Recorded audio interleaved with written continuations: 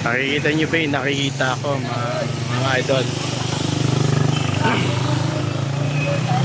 Mga tricycle sa iba't ibang toda na ngayon ay nakapila dito.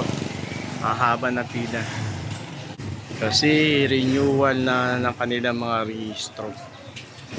Ayan.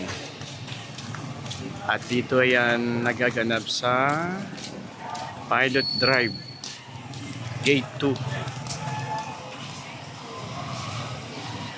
Ayan, haba. Haba na ng pila.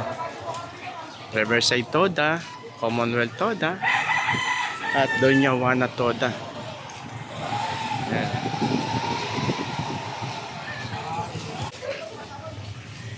At mainit ang panahon, tsaga-tsaga lang.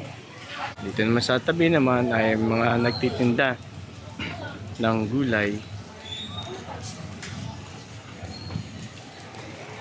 Ayan. Kaya sa mga gusto magparehistro ng kanilang rehistro sa Toda, mga tricycle driver, pwede na kayong pumunta dito para magparehistro at pumila dito at irehistro ang mga malapit na mag-expire o expired na rehistro ng inyong mga tricycle.